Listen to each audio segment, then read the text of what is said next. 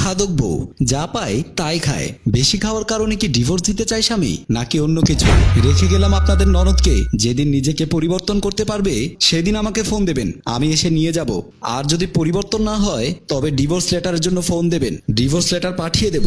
সুমির ভাবি পারভিন জুয়েলের এমন কথা শুনে অবাক হয়ে জুয়েলকে বলল, কি বলছো ভাই, তোমার কি মাথা নষ্ট হয়ে গেছে?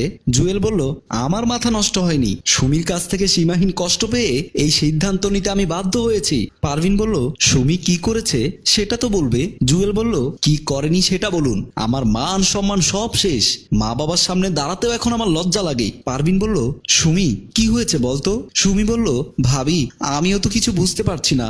দুপুরে আমি বললাম চলো পুরান ঢাকায় হাজির বিরিয়ানি খাবো, তুমি তো জানো খাবারের কথা শুনলে আমি লোভ সামলাতে পারি না, তাই তো তাড়াতাড়ি রেডি হলাম, গাড়িতে উঠলাম, গাড়ি থেকে নেমে দেখি আমার বাপের বাড়ি। পারভিন বলল, ভাই আমাকে একটু খুলে বলো ঘটনাটা কি? জুয়েল বলল, ঘটনা তাহলে শুনুন। প্রতিদিন সকাল থেকে রাতে ঘুমের আগ পর্যন্ত শরীরে সব অঙ্গের কোনো জায়গা না থাকলেও মুখের ডিউটি অবিরাম চলতে থাকে। খাবার খাওয়া যে একটা কাজ, সেটা সুমিকে না দেখলে হয়তো জুয়েল বুঝতোই না। সকাল থেকে বিকেল আপেল কমলা আঙুর 1 কেজি করে খেতে হয় সুমির, আর বিরিয়ানি পেলে তো কথাই নেই। এক বাসায় 1 কেজি চালের বিরিয়ানি খাওয়া সুমির কাছে ডাল ভাত। বিয়ের পর থেকে মোটামুটি 150 কেজি বানিয়েছে শরীরটাকে। এখন উঠতে কষ্ট হয়, বসতে কষ্ট হয়, কিন্তু শুধু খেতে কষ্ট হয় না। জুয়েল পারিবারিকভাবে সচ্ছল, ব্যবসা বাণিজ্য আছে, টাকার কোনো অভাব নেই, যে কারণে সুমির বিশাল পরিমাণ খাবারে পরিবারের কারো কোনো সমস্যা বা আপত্তি নেই। আপত্তি শুধু পোশাকে। সুমি খুব ছোট ছোট পোশাক পরে, শাড়ি পরতে পারে না, শ্বশুর শাশুড়ির সামনে বুকে ওড়না ছাড়া ঘুরে বেড়ায়। একদিন শ্বশুর জব্বার আলী বাহির থেকে 2 প্যাকেট মিষ্টি নিয়ে বাসায় ঢুকতেই দেখলো সুমি খাবার টেবিলে বসে অসময়ে ভাত খাচ্ছে। সুমির চোখ পড়ল শ্বশুরের হাতে মিষ্টির প্যাকেটের দিকে। হাতে ভাত মাখানো অবস্থায় শ্বশুরের কাছে এসে পাশে দাঁড়িয়ে বলল, বাবা মিষ্টি এনেছেন? আমি না মিষ্টি খুব পছন্দ করি। জব্বার আলী মনে মনে বলল, কোন খাবারটা তোমার অপছন্দ সেটাই অজানা রয়ে গেল, যা পাও সবই তো খাও। সুমি হাত চাটতে চাটতে বলল, বাবা দেখি মিষ্টির প্যাকেটটা দিন, আমার কাছে দিন। এই বলে চিলের মতো ছো মেরে মিষ্টির প্যাকেটটা নিয়ে কোনোভাবে প্যাকেট খুলে খেতে শুরু করলো।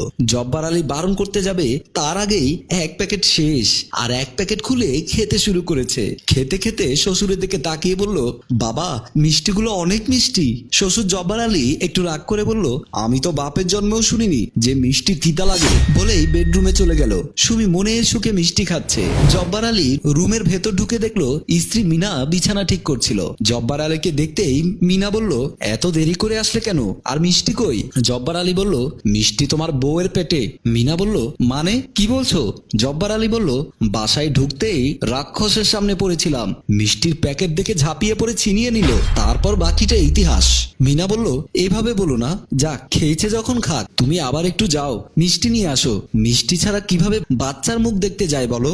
জব্বার আলী রাগ করে বলল, আমি পারবো না, তুমি যাবার সময় ড্রাইভারকে দিয়ে কিনিয়ে নিও। মিনা বলল, আচ্ছা ঠিক আছে, কি আর করা। জুয়েল অফিস থেকে এসে রুমে ঢুকে বিছানার উপর অফিসের ব্যাগটি রাখতেই পেছন থেকে সুমি এসে ব্যাগটি হাতে নিয়ে প্রতিটা চেইন খুলে কি যেন খুঁজছে।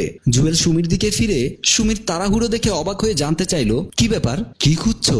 সুমি বলল, কিছু নিয়ে আসোনি। জুয়েল বলল, কি নিয়ে আসবো, তুমি তো কিছু নিয়ে আসতে বলনি। সুমি বলল, তুমি একজন স্বার্থপর মানুষ, নিজে বাহির থেকে ভালো ভালো খাবার খেয়ে আসো, আমার জন্য কিছুই নিয়ে আসো না। জুয়েল বলল, সারাদিন অফিসের ব্যবসার কাজে এতটাই ব্যস্ত থাকি যে দুপুরে খাবার কথাও অনেক সময় ভুলে যায়, আর তুমি কিনা বলছো বাহিরে ভালো ভালো খাবার খায়। সুমি বলল, আমার এখন বিরিয়ানি খেতে ইচ্ছে করছে। জুয়েল বলল, ও এই কথা, বললেই তো হয়, বিরিয়ানি খাবে, আর রাতে ফ্যাটযুক্ত খাবার খাওয়া তোমার জন্য ঠিক না, এমনিতে বিশাল শরীরের অধিকারিণী হয়ে গেছো।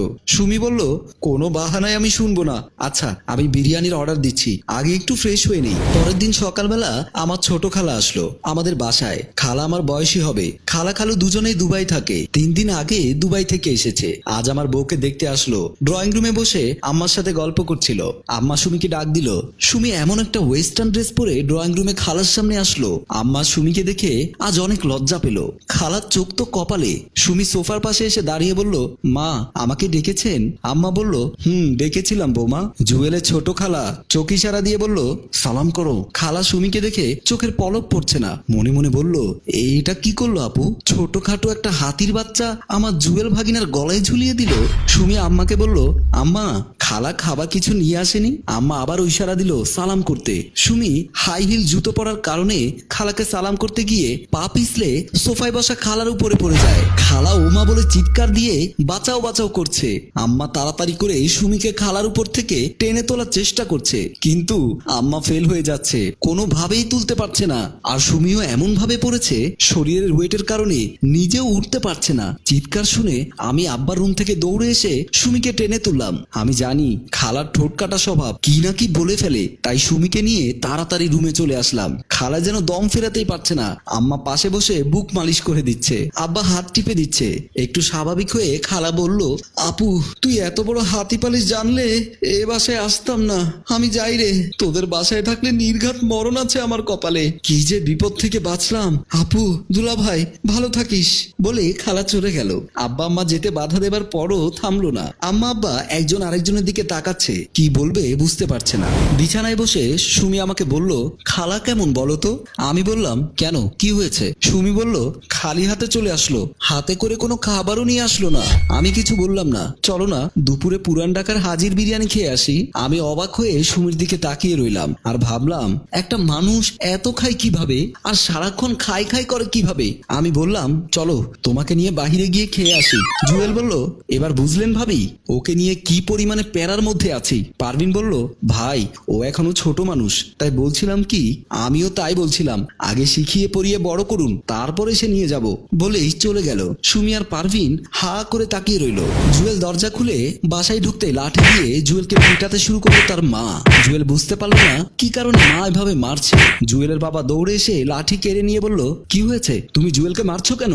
মিনা বেগম বলল, তুমি ছাড়ো, পিটি ওর পিঠ লাল করে দেবো আজ। জুয়েল বলল, আমি কি করলাম বলবে তো? মিনা বলল, বৌমাকে ওর বাপের বাড়ি রেখে এসেছিস কেন? জব্বার আলী বলল, কি বলো, কখন রেখে এসেছে? মিনা বলল, তোমার ছেলে দুপুরে বৌমাকে রেখে এসেছে আর বৌমার ভাবিকে বলে এসেছে বৌমা ভালো হলেই নিয়ে আসবে। জব্বার আলী বলল, আমাদের বৌমা তো ভালোই, তাহলে আবার কি ভালো হবে? জুয়েল বলল, বাবা তুমি বলছো সুমি যে পাগলামি করে তাতে কি ওকে তোমার সুস্থ মনে হয়? মিনা বলল, কি বললি, বৌমা অসুস্থ? অসুস্থ তো তুই। জুয়েল বলল, কি বলছো মা? জব্বার আলী বলল, তোর মা ঠিকই বলছে, আমাদের একটা মেয়ে নেই। সুমি এই বাড়িতে আসার পর থেকে ওকে আমরা আমাদের মেয়ে